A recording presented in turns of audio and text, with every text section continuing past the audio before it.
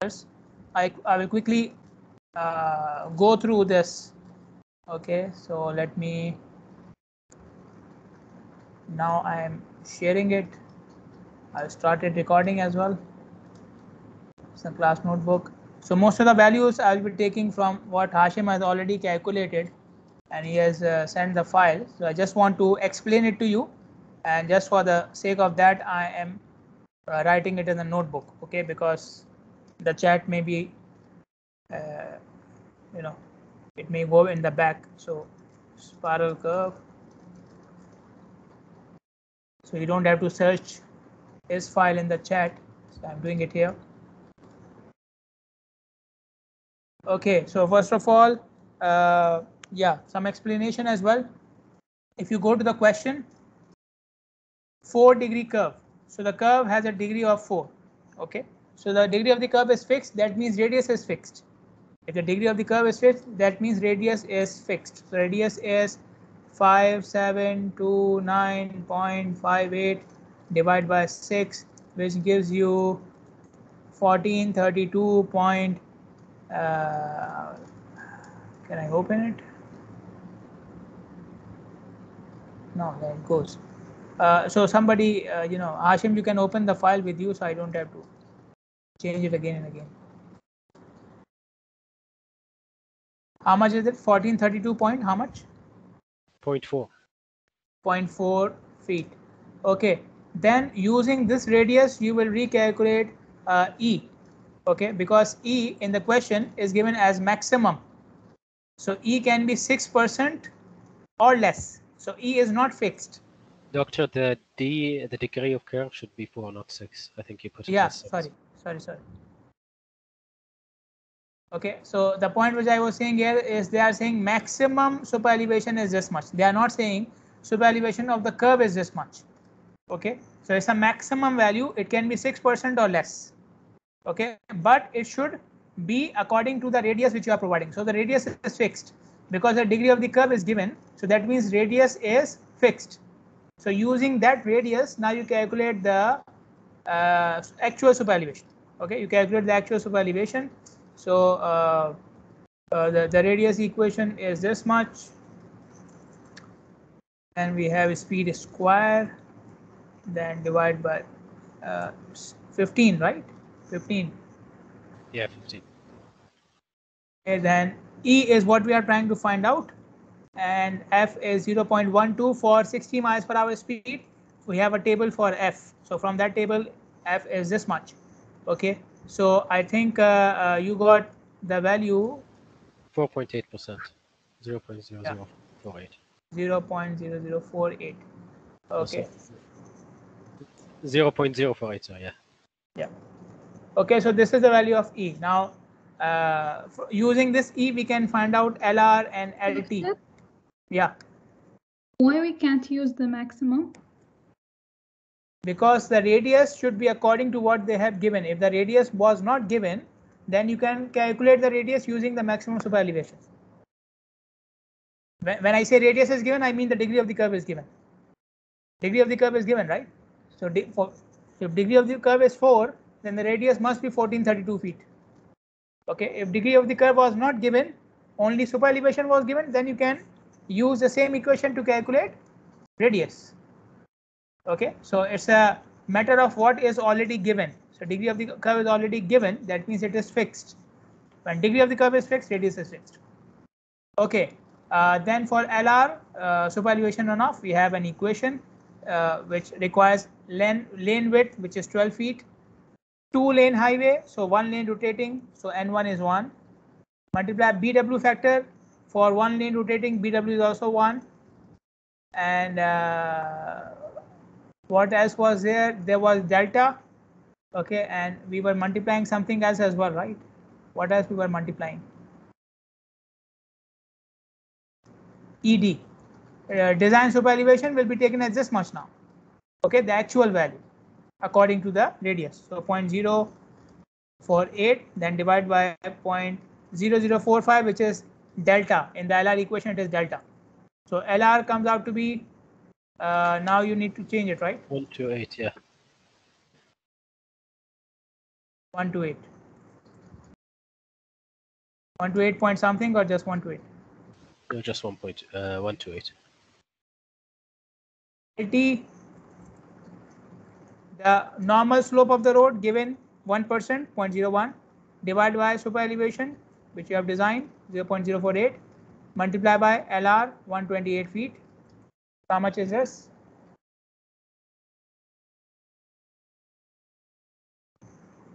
26.67, 6.67 feet. Okay. Then we can move on to the calculations of LSP now. Okay. So LSP, we know that there are two equations for minimum. Okay, and Hashim has already done the calculation since the radius is the same which he has used. So we can directly use his value. So the minimum value is 118 point, how much? 0.75. 0.75 feet. And how much was the maximum value? 300 something, right?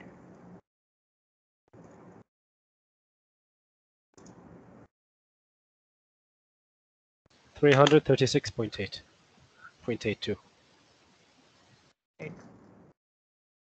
Okay, so you can take any value within this range.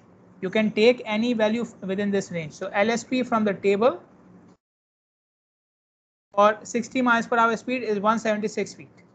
Okay, so I have a value from the table. There's an LSP table, and I have a minimum value and I have a maximum value. Okay, now you can see the value from the table is between these two. So you can take value from the table. It is allowed. It is correct. Okay. Another option is LSP equals LR. Now, is LR in the range? Yes, it is. It is between minimum and maximum. Okay. So I can take LSP equal to LR as well. It is correct. It is allowed. Okay. Another approach is LR plus LT equals to LSP. LR plus LT equals to LSP.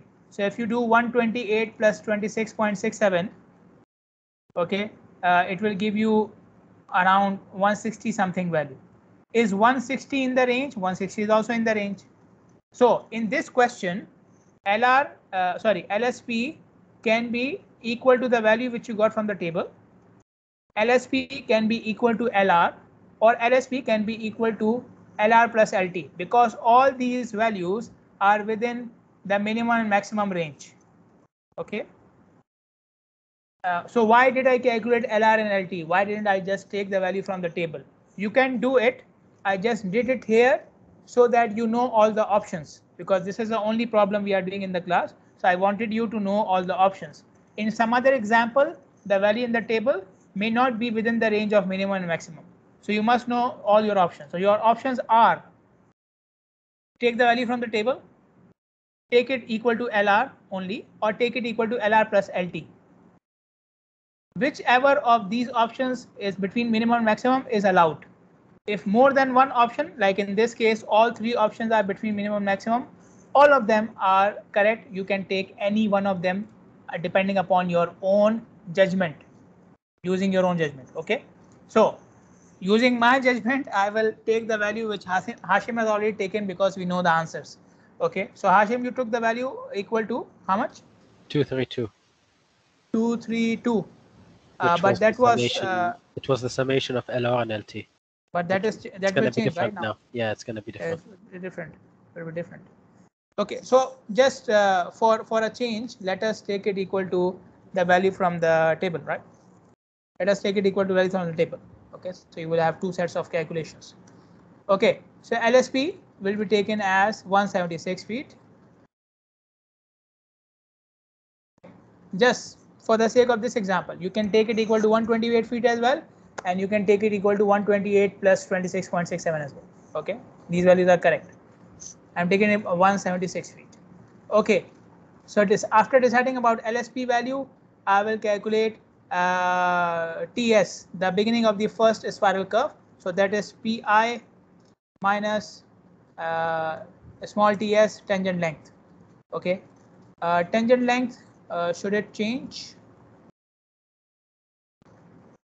What's the equation for tangent length? Where is it?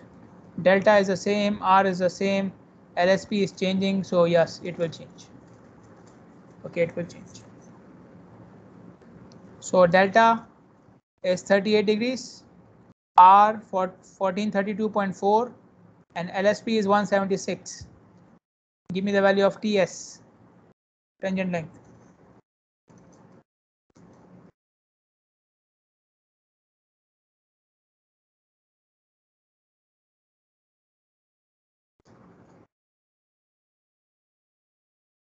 Doctor, I have a question. Yeah. In LR, how did we calculate the angle? Which angle? The 0.0045. This is not an angle. This is the value of delta in the LR equation. It has a table. From the This is a different delta. This is not the. This is a different delta. So we have this table here. This is not the angle. Okay. Doctor, what about the angle of deflection? Shouldn't we calculate it? Which one? We are using delta, right? Or delta S? For TS. For TS, we need the angle of deflection too. Small delta, yeah. Small delta. You need to calculate it. So LSP into D upon 200.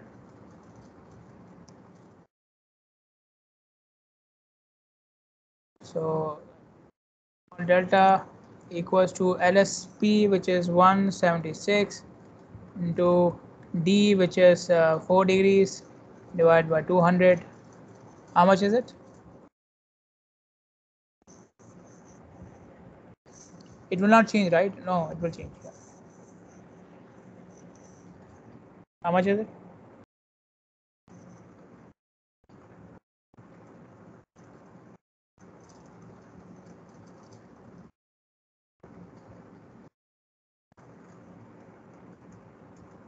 $3.52. Okay.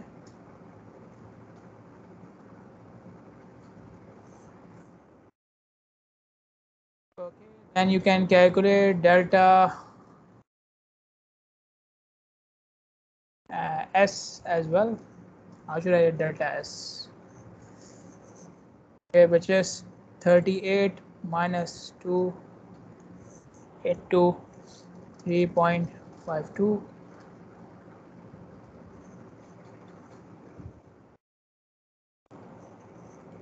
How much will be delta S? TS, Mariam, you 30.96. Okay. Mariam, you took the LSP as 176 feet for TS.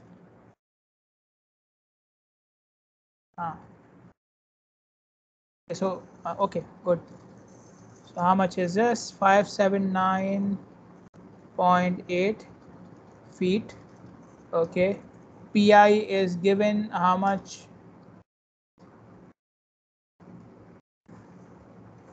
Where is it? 1162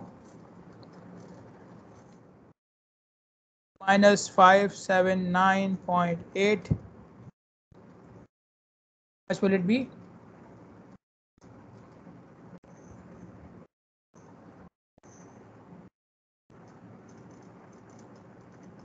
Okay. 500 plus 82.2. Okay, then the next thing is SC. So SC will be 582.2, that is TS, plus length of a spiral curve, which is 176. How much?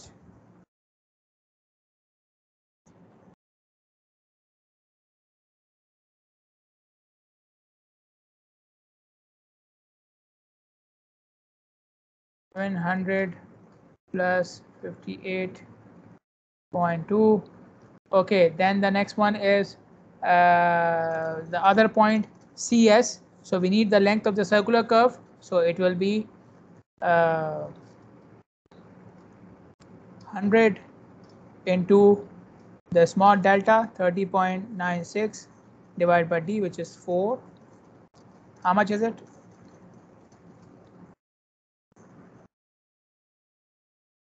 74 feet. So CS will be 758.2 plus 774. That is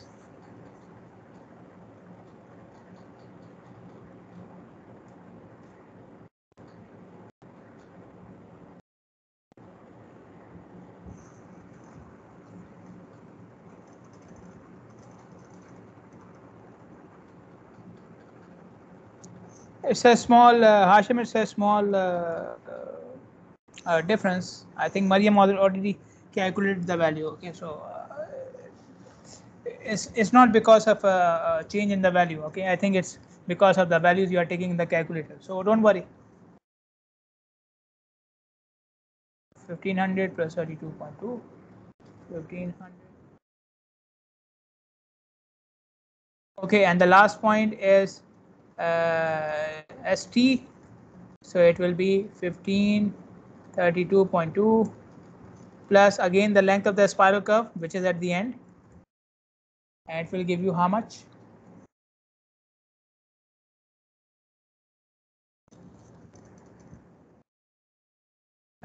Plus 8.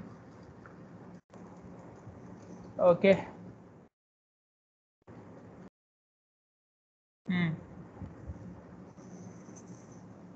Okay.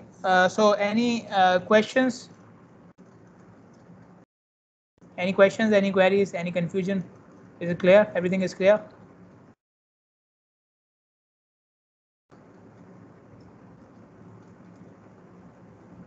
Yeah, LR. Okay, fine. What about LR?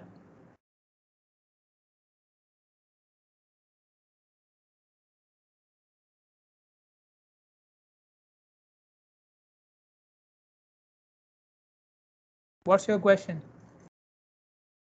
Because we are taking N1 as 1. We have 2-lane highway. We have 2-lane highway.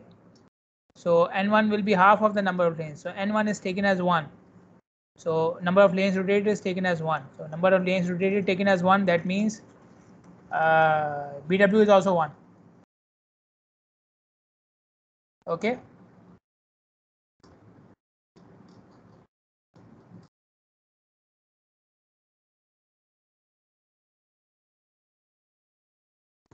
In the question, they did not mention whether it is divided or undivided.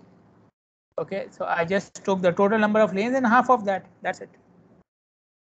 If I tell you that I have a 4-lane divided highway, for example, if I have a 4-lane divided highway, so I told you each side will be taken as one. Each side will be taken separately. So in that case, each side will have 2 lanes. So again, N1 will be 1. Okay, but if I tell you 4-lane undivided highway, 4-lane undivided highway, so in that case you have 2 lanes on each side, so N1 will be 2. Okay, but in this question it was not mentioned. They only said 2 lanes.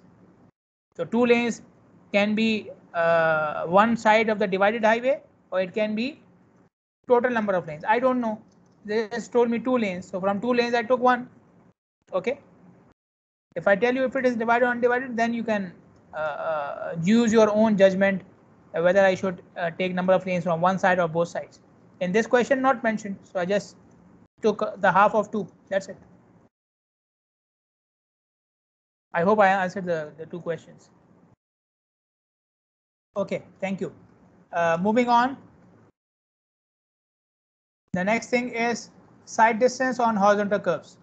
So when you are going along the horizontal curves, your line of sight looks straight, right? Your line of sight looks straight. Okay, so you are looking at the road like this. So if I am the driver here, and if I want to see what is on the other side of the road, I need this space to be clear, right? I need this space to be clear. Let me make it.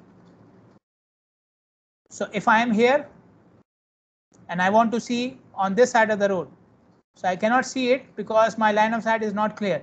These trees are blocking my line of sight. These trees are blocking my line of sight. So on a horizontal curve, you need the roadside space to be cleared from obstruction in order to see ahead on the road, to see ahead on the curve.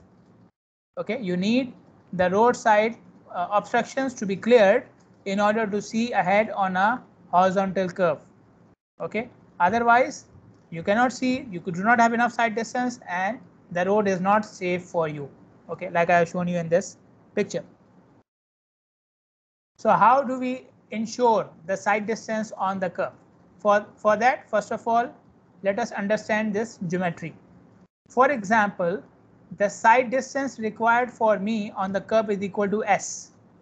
The sight distance which I require along the curve is equal to S. Okay, and from my position, the point I can see on the curve, the next point I can see on the curve is this one. So this is my position, and this is the point I can see ahead on the curve. Okay, so obviously my line of sight is a straight line.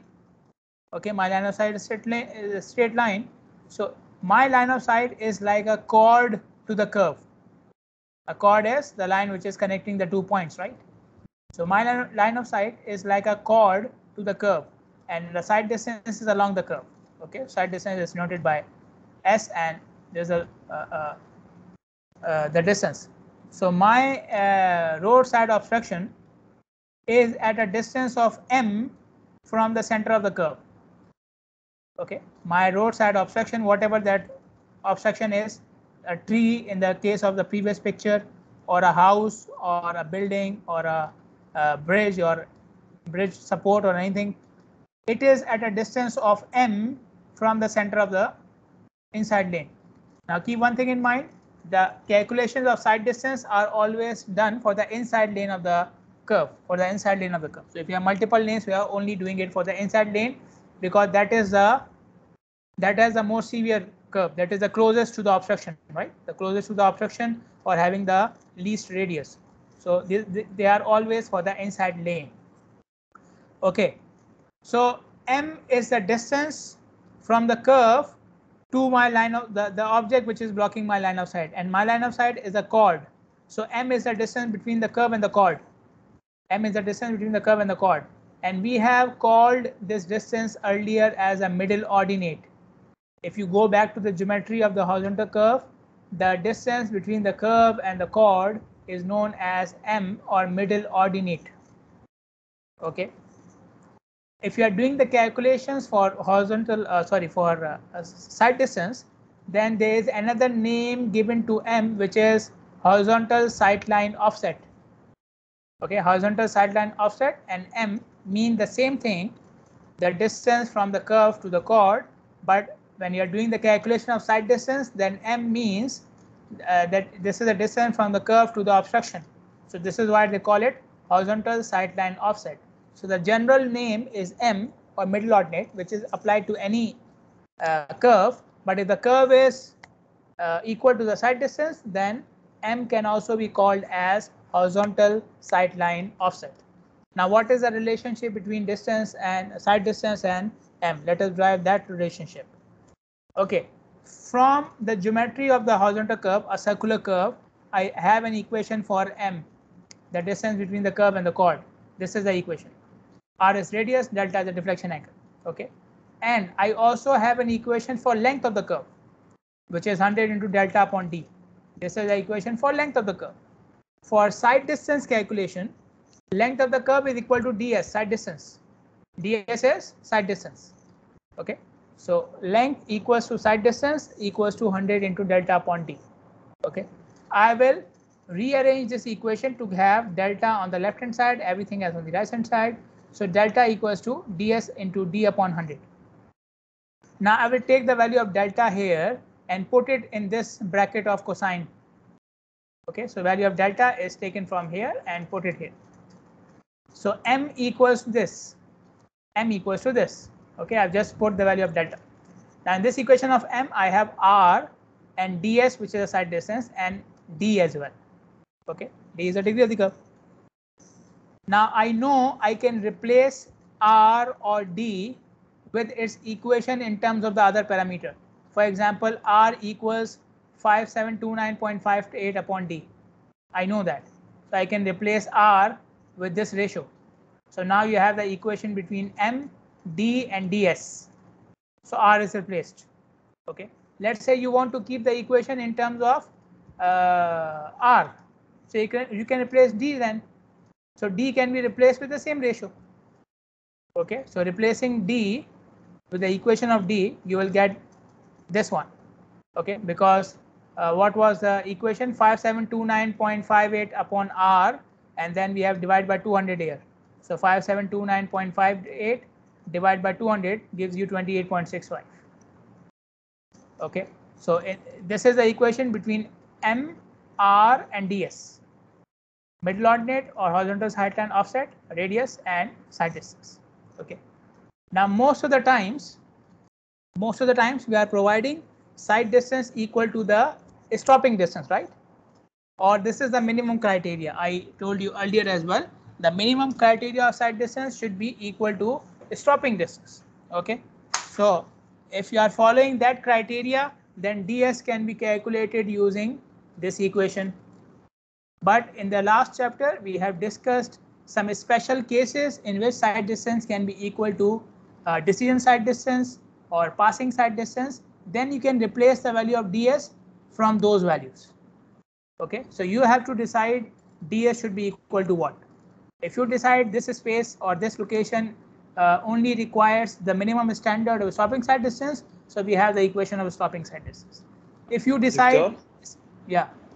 Sorry for bothering, but you didn't tell us the difference between the degree of curvature and the radius of the angle of curvature.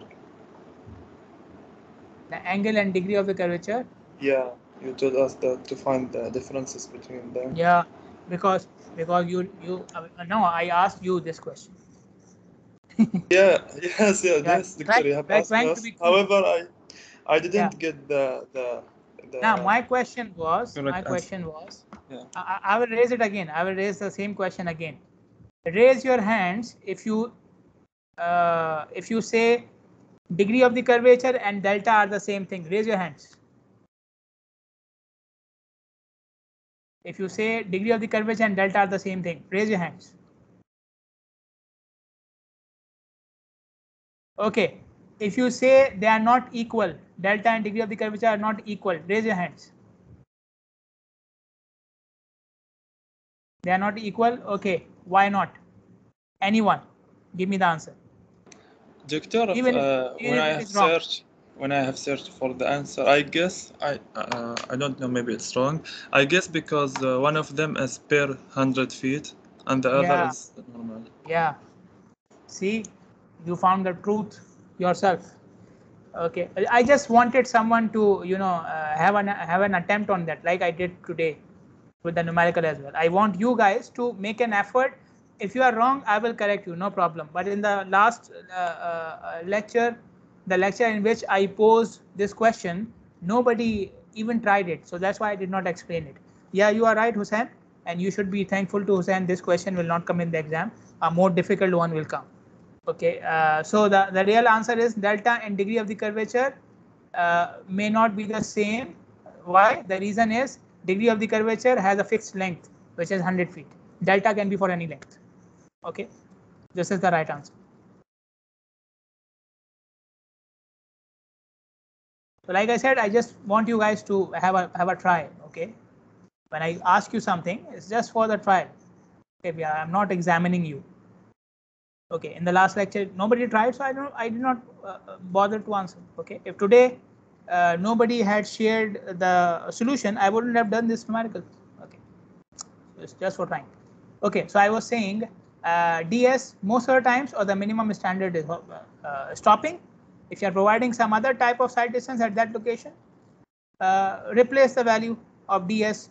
I showed you tables in the last chapter for decision and passing. Use those values. Okay. Let us do an example. We have a 6-degree curve.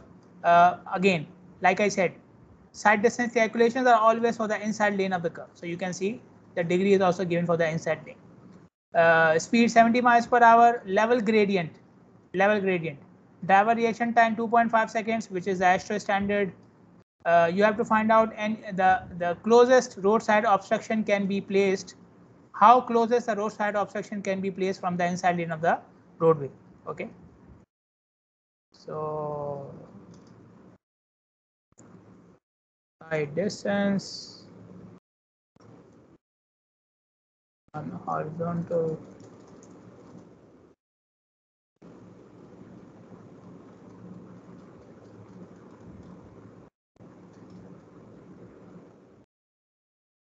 okay. First of all, I should find out ds. Okay, they did not mention if this location requires some special consideration, so I'm just taking the minimum standard, which is stopping side distance. Okay, so for stopping side distance, this is the equation 1147 into the time, which is 2.5, into the speed, which is 70, plus 70 square of the speed, divided by 30, which is the constant in the equation, 0.348, which is the coefficient of friction, plus the gradient, level gradient means G is 0. Tell me, how much is ds?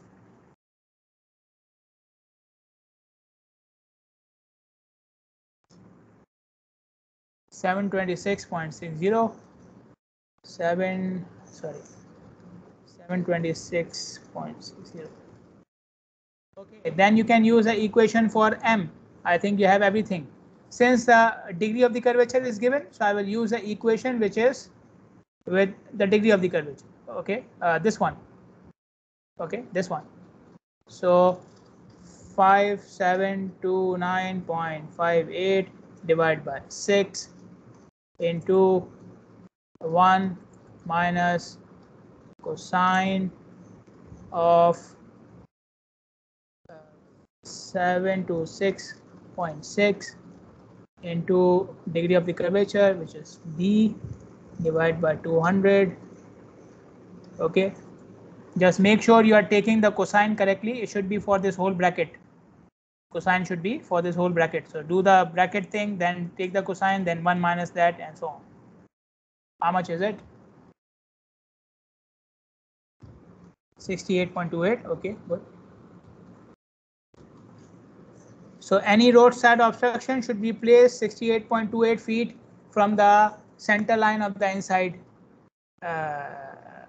lane, from the center line of the inside lane. Okay, so whatever you want to plant there, you want to make the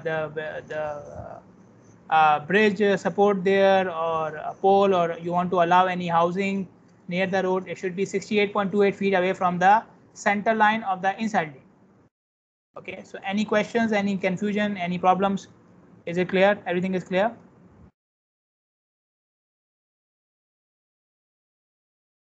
Okay, moving on to the other types of horizontal curves, we have compound horizontal curve. Compound means it's a combination of different circular curves which are attached to one another or very close to one another. Compound curve is a series of circular curves which are attached to each other directly or they are very close to each other. Compound curves are provided where we have space limitations. Where we have space limitations. Space limitations meaning what?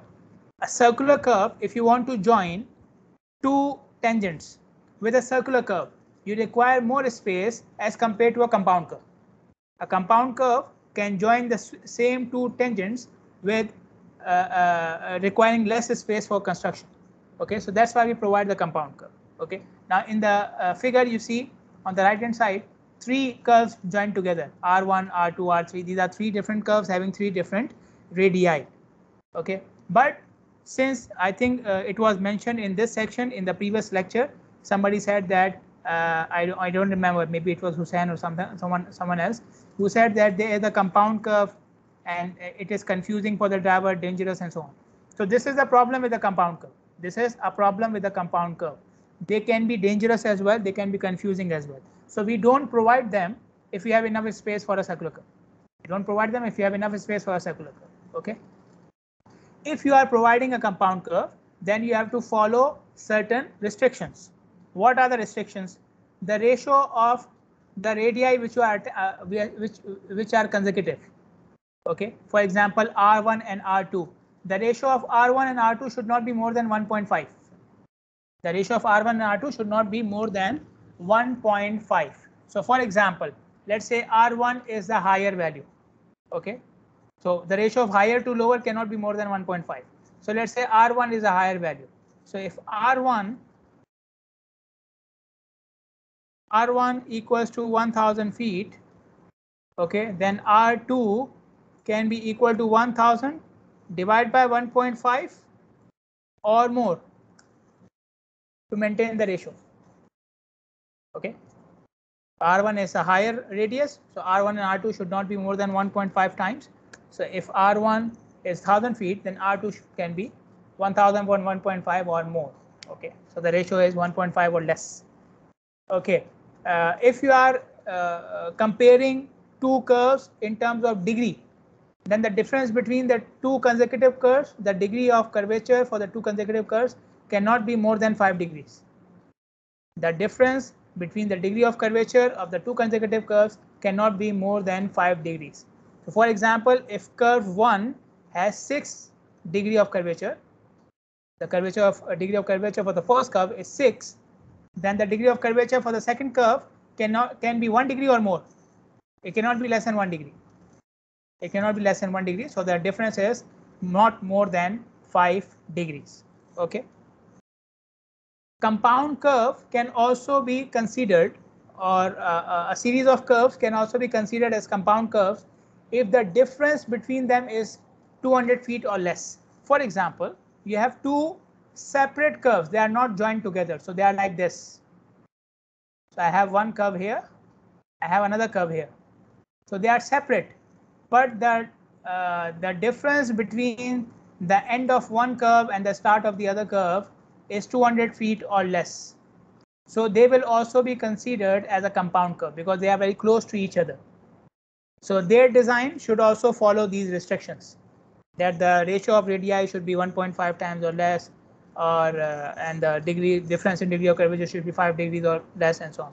Okay, so the compound curves can be a series of curves directly attached to one another, or it can be a series of curves which are very close to each other, and the criteria of being very close is 200 feet.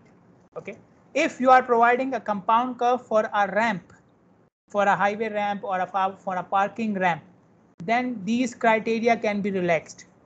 The compound curves used for the ramps are more sharper, and they can have a higher ratio as well for the radii and for the difference of degrees. Okay, so there is relaxation in the design of the ramps. Okay, if you look at AASHTO standards, or if you look at your highway book, you will find these standards for the ramp. But for the ramps, it can be a sharper difference in curvature. Then we have reverse horizontal curves. Reverse horizontal curves are again a series of curves which are very close to each other. Again, the close to each other meaning the difference between the end of one curve, the start of the other curve is 200 feet or less. And but the curves are in opposite directions. You can see it in the picture here. One curve is going this direction, the other one is going the other direction. Okay, so it is a reverse curve because of the difference in their direction. So this is not a compound curve. It is a reverse curve because of the difference in their direction. Reverse curves are more confusing even than the compound curve. They are more dangerous and more difficult for the drivers to follow as compared to a compound curve. Okay, so these are the most difficult ones then. So in that case, you provide a transition curve at the start and end of each curve in the reverse series. Okay, so spiral and transition curves are also required if you have a reverse horizontal curve. Okay. Okay, now we talk about vertical alignment. Vertical alignment is made up of gradients and vertical curves. Gradients and vertical curves. So like horizontal curves were in the shape of a circle or part of a circle, vertical curves are part of a parabola. Vertical curves are part of a parabola. Okay, so parabolic curve is a second degree curve. I will show you the equation of the parabola later on. You will see it's a second degree curve.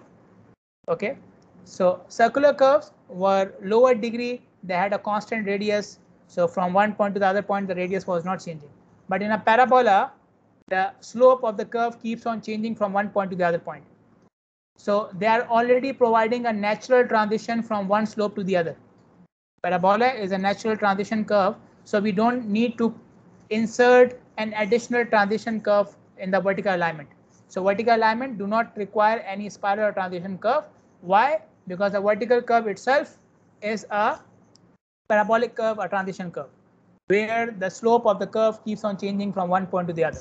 Okay, and as I said, the other part of vertical alignment is a gradient. Gradient is represented as percentages, 4%, 6%, 3%, like we have been using it in the examples. So if you say we have a gradient of 4%, which is maintained over a length of 2000 feet of the highway.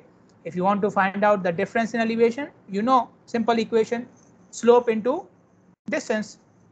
Okay, so distance is 2000 feet, slope is 4%, 4% meaning 4 upon 100. So the difference in elevation from one point of the highway to the other point is 80 feet. Okay, so if this gradient is positive, that means it was upward, and the difference in elevation will be a rise.